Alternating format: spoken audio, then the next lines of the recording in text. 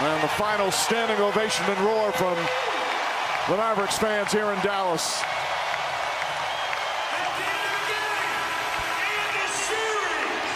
Mavericks in the second round. The only thing a bigger failure than Kawhi's tenure with the Clippers is Doc Rivers' coaching career post-2008. Because once again, the LA Clippers get bounced from the playoffs way too early after having all of these championship expectations. You know, every year around January, the Clippers get hot. Rattle off like 21 of 25. Kawhi actually plays and plays well, plays to his ceiling, and everybody says watch out for the Clippers. But then the same thing happens every year, and we just saw it. The Clippers lose as the 5 seed, and Kawhi Leonard is nowhere to be found. Because as we saw in the series against the Mavs, Kawhi played in like 2 of the games, and other than that, he dipped into his unlimited PTO and had a nice, comfortable seat courtside watching. And that's why I honestly think he is the worst and most overrated superstar of the 21st century. I mean, he has the reliability of a McDonald's ice cream machine with the personality of Mark Zuckerberg. Just absolutely terrible. I mean, I'm even surprised to ever see him in any commercials, like the New Balance ones, because that would literally require him to show up, which seems like he never wants to do. It's honestly pretty sad to me because the potential was really there. The potential to be a top 10, top 15 all-time player. I mean, he had such a promising start to his career. Won a ring with the Spurs, Finals MVP. Had it not been for that Zaza Pachulia injury, who knows, they maybe win another one. But then all of a sudden, he gets mad out of nowhere, stops playing with the Spurs and forces a trade to the Raptors, where he then literally won a ring his first year. A fake ring, I might add, because KD and Klay didn't play. But ever since that, Kawhi Leonard has been in street clothes. I mean, literally since the start of COVID-19, he's been on the bench, not playing. Getting DNP after DNP. Load management.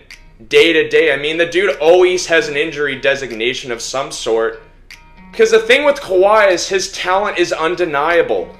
I mean, he really has the talent of a superstar. Because in my personal opinion, there's 5 to 6 dudes on a given year that should be, given that term superstar. And he's certainly been one of those guys in the past. But the problem with Kawhi is he has absolutely no heart and no drive. And you need those sort of things to really sustain a superstar career. And I know what some people are going to say. He tried to play in the series. He gave it a go. He gave it the old college try. And honestly, I don't really want to hear it. Joel Embiid, who had twice the injuries of Kawhi, played an entire 6-game series. 3 different injuries and a migraine. And Embiid was out there with his teammates. I mean, Embiid literally risked the idea of becoming Sonic's Pat Ewing by 32 years old to play in this series. And whatever Kawhi was dealing with his knees was nowhere close to what Embiid was dealing with his knees, his back, his head because of the headache. True superstars don't bail on their team. And Kawhi has done it for the past 5 years. I mean, in the past, we could blame Doc Rivers for the choke. That 3-1 choke. But in the reality, Kawhi Leonard has let down the Clippers more than anybody. You can go and you can say that Paul George is horrible in the playoffs. And they had James Harden, who's never been good in the playoffs. And Russell Westbrook was building houses with all the bricks he was doing. But at least they were out there trying. Playing through whatever they were playing through. At least they tried.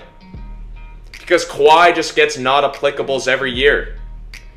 And so NBA fans are left wondering, had the Clippers been healthy for the 4th straight year, would things have been different? We won't know because the best ability is availability, and Kawhi Leonard has become the least available player in the NBA. He'll make the Hall of Fame one day for sure. 2-time champ. I mean, his resume, I don't want to read through it, but it's Hall of Fame worthy. But to me, it's been a massive underachievement. And with that, plus his just bland personality, that is why he, to me, is easily the worst, bottom of the list superstar that we've dealt with. He belongs nowhere near the Shaqs and the Duncans and the Kobes and LeBrons and all that. He's a tier under, but had he had that will and that heart, he's probably right there with them. But we'll never know.